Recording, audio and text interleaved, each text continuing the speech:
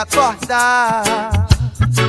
Comece bem o seu dia, deve a tristeza tirar, e por somente alegria. Sei, oh, ei, sei, oh, sei, oh, ei, sei, oh. Mágoa, tristeza e rancor, quem gosta ou obsessor, se livra da coisa grudenta. Bom dia a todos. Mágoa, tristeza e rancor é coisa que quem gosta é o obsessor. Então se livra da coisa grudenta, vivendo com bom humor. É assim que a gente tem que fazer. Então vamos despertar para um dia alegre.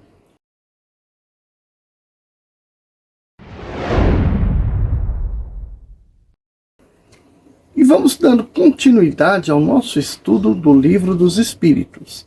Agora a gente vai para o capítulo 3. Ainda dentro do primeiro livro, que são no primeiro livro que corresponde a Deus. Então o primeiro livro é Deus.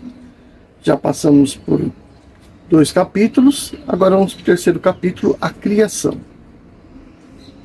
Neste capítulo, Kardec explora conhecimento sobre formação dos mundos, formação dos seres vivos, povoamento da Terra, diversidade das raças humanas, pluralidade dos mundos, considerações e correspondências bíblicas referentes à criação.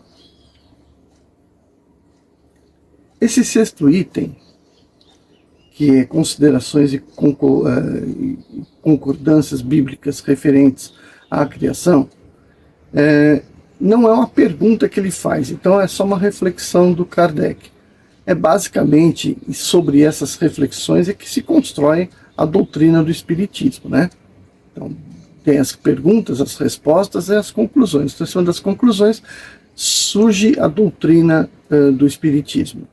Então, o que nós vamos fazer? Nós vamos continuar dando sequência nas perguntas e respostas, tá? Mas essa parte a gente vai deixar aí para um vídeo à parte. Tanto é que ele aparece em outras vezes ao longo do livro, tá? Então, o objetivo aqui, na verdade, é a gente estudar as respostas do Espírito às perguntas de Kardec. Vamos começar então com formação dos mundos. O universo compreende a infinidade dos mundos que vemos e aqueles que não vemos, todos os seres animados e inanimados, todos os astros que se movem no espaço, assim como os fluidos que o preenchem. Então, questão 37. O universo foi criado ou existe de toda a eternidade como Deus? Resposta. Sem dúvida que ele não pode se fazer por si mesmo. E se fosse assim, de toda a eternidade, como Deus, não poderia ter sido obra de Deus. A razão nos diz que o universo não pode se ter feito a si próprio e que, não podendo ser obra do acaso, deve ter sido obra de Deus. E aí ele pergunta, questão 38, como Deus criou o universo? E aí o Espírito responde, por sua vontade. Nada traduz melhor essa vontade toda poderosa que estas belas palavras da Gênese. Deus disse que a luz seja e ela se fez. Ou como está escrito aqui, que a luz seja e a luz foi. Bom, veja que está em concordância, mais uma vez, com o Cabailion de Hermes o Trismegisto, né? Porque ele diz que o tudo é mente. O todo é mente. E tudo é uma criação mental do todo. Então, se é uma criação mental, é um pensamento, é uma vontade, é um desejo, né? Então está em concordância também novamente aqui.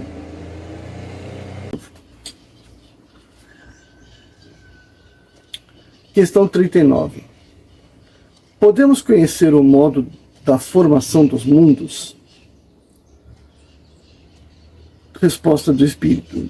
Tudo o que pode dizer e podeis compreender é que os mundos se formam pela condensação da matéria, disseminada pelo espaço. Então aqui vai a minha primeira consideração, né? Ou segunda consideração. O Espírito está antecipando para Kardec a noção da formação da matéria. Ele está dizendo, os mundos se formam, e portanto os mundos são formados de corpos menores, a partir da condensação da matéria. Essa expressão condensação é a expressão mais adequada para o momento. Mas vamos entender, né, o que o homem descobriu para verificar essa condensação. Quando a gente fala de elementos, a gente fala, pega a tabela periódica e vê lá, tem ferro, ouro, prata, cobre, oxigênio, carbono, nitrogênio. Você vê um monte de elementos químicos, né? Mas já parou para pensar como é que eles surgiram? Então veja, do elemento mais básico, que é o hidrogênio, que é básico por quê? Porque tem um próton e um elétron. Tá? Outro momento a gente pode até discutir sobre isso. Próton e um elétron. E é a partir de grandes massas de hidrogênio no espaço, que nuvens, né, bem milhões de quilômetros, elas vão se condensar, se atrair. Por que ela vai se atrair? Porque existe a força gravitacional. Então veja, força gravitacional é uma das propriedades do universo que, como foi criada? Por que ela existe? Então, é uma das principais provas da existência de Deus. Essas forças da natureza, que por sua existência, acabam implicando nas leis universais.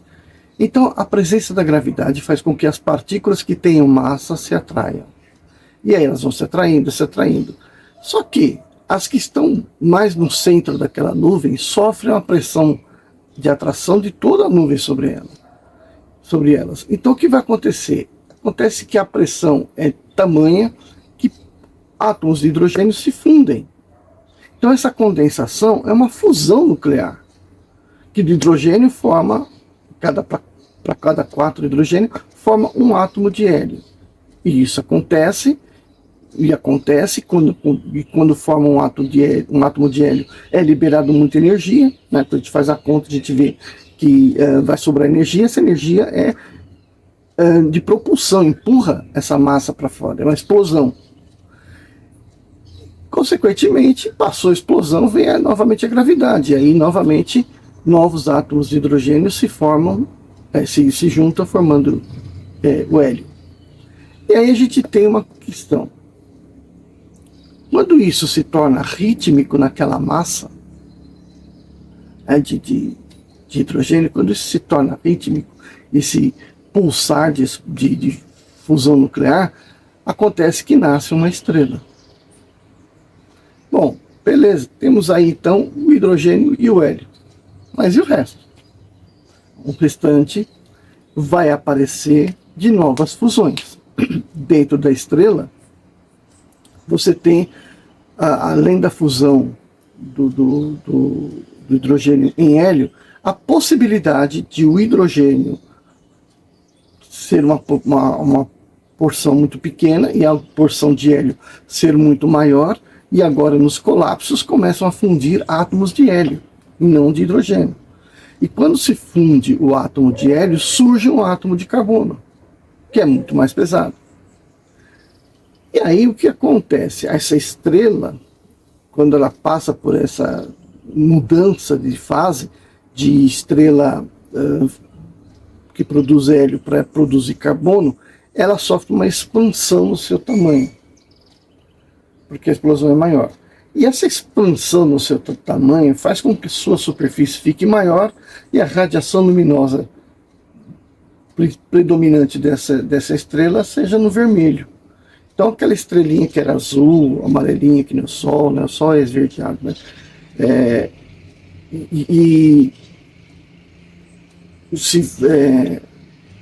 São pequenas, as vermelhas são maiores. Aqui não cabe aqui dizer super gigante vermelha, ela simplesmente é uma estrela vermelha. Então ela vai ser maior em relação à situação de quando ela era azulzinha ou amarelinha. Agora ela é vermelha. Então o Sol nosso, né, nosso querido Sol, que tem aí 5 bilhões de anos, né, pelas proporções de hidrogênio e hélio verificados nele, ele tem 5 bilhões de anos e deverá viver mais 5 bilhões de anos nessa mesma condição, quando então vai começar a fundir o hélio que está lá dentro e transformar em carbono. Nesse momento, a expansão do Sol deverá engolir até a órbita da Terra e ficar entre Terra e Marte. Marte escapa, mas a Terra provavelmente será engolida também e nós faremos parte do Sol, seremos pulverizados, né? Até lá o sistema solar terá sendo totalmente transmutado. Mas é uma consequência. Aí você se pergunta, tá legal, então se formou o carbono, e daí o resto dos materiais? Então o resto dos materiais, que são materiais mais pesados, ainda dentro de uma estrela você pode produzir até o ferro, né? Então depois de uma estrela vermelha, ela vai se comprimir, quando acabar o carbono ela vai se comprimir, e aí vai formar uma estrela de ferro, né? Uma estrela que produz o ferro. Tá, mas aí o ferro está lá na estrela, pouco está sendo disseminado em volta dela. Mas parou no ferro. E os elementos mais pesados que o ferro, como é que apareceram? Tem que ser por condensação, mas e agora? Como é que vai ser? Então, a teoria vigente que explica isso é a explosão da estrela na condição de estrela nova ou de supernova. Qual a diferença? Supernova espalha material por todo o espaço, né? E a nova mantém a matéria num certo raio possível de se formar novas estrelas por ali. Então, provavelmente, o nosso sistema solar nasceu da explosão de uma estrela nova. E o Sol é a parte central que se condensou formando a estrela. E a periferia, que, gente, é muito pouquinho, tá? É 1% quase 2% de toda a massa do sistema. O Sol tem 99% da massa do sistema. Então 1% está ali formando os determinados corpos restantes, dos quais 5/7 dessa massa virou Júpiter, né? Então a Terra formou uma quantidade muito pequenininha de massa, mas que contém os elementos muito pesados, como urânio, o chumbo, que é decorrente do decaimento do urânio, o ferro, a prata, o ouro, tem todas essas coisas aqui na Terra. Pode ser que o ouro tenha vindo de outros corpos, né, de outros pequenos asteroides que caiu aqui na Terra. Mas o sistema solar tem que ter uma origem de uma estrela anterior, tá bom?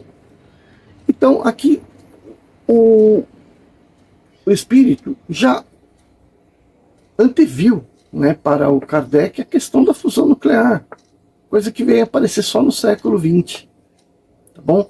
Ele fala condensação da matéria, não fala fusão nuclear. Aliás, esse termo é um termo que o homem vai usar depois, né? Tá bom? Então vamos dar sequência aqui, porque tá ficando bom a história. Aí ele pergunta, os cometas seriam, como se pensa atualmente, um começo de condensação da matéria e de mundos em via de formação? Então veja, mais uma vez, né, a cultura do século XIX. O que eram os cometas? Observava-se o cometa que vinha lá no céu, tal, aparecia de repente. os astrônomos da época conseguiam traçar a sua trajetória, né, que é bastante elíptica, tal, bastante excêntrica, né, uma elipse bastante excêntrica. Então eles conseguiram traçar tal, e aí veio diversas ideias a respeito do cometa. Uma delas é que ele seria uma formação primitiva dos mundos, porque vem lá de longe. Não sei muito bem qual que era a razão desse pensamento. Mas aí o Espírito vai responder assim para ele. Isso é exato, mas o que é absurdo é crer-se em sua influência. Quero dizer, a influência que vulgarmente se lhe atribui, porque todos os corpos celestes têm sua parte de influência em certos fenômenos físicos. Então, mais uma vez, ele está dando noções aí da astronomia e até reforçando conceitos da astrologia. Quando ele diz que é absurdo as atribuições que se davam aos cometas, é porque muitas religiões, muito pensamento popular se dizia que os cometas eram um presságio de maldição, de catástrofe, de coisa que não tem absolutamente nada a ver. É quando ele diz que os corpos celestes têm sim influência em muitos fenômenos físicos, ele, por exemplo, está justificando, né, justificando a questão das marés que existem graças à presença da Lua e lá do Sol também. Então, já é um conhecimento da época que se deve aos corpos celestes, tá? Depois ele pergunta: um mundo completamente formado pode desaparecer e a matéria que o compõe disseminar-se de novo para o espaço? Ele fala sim, Deus renova os mundos como renova os seres vivos. Então, volto a dizer aqui, é a questão principalmente, não de um planeta que explode, mas de uma estrela que explode formando novos mundos. Depois ele diz, o Kardec pergunta: poderemos conhecer a duração da formação dos mundos, da Terra, por exemplo?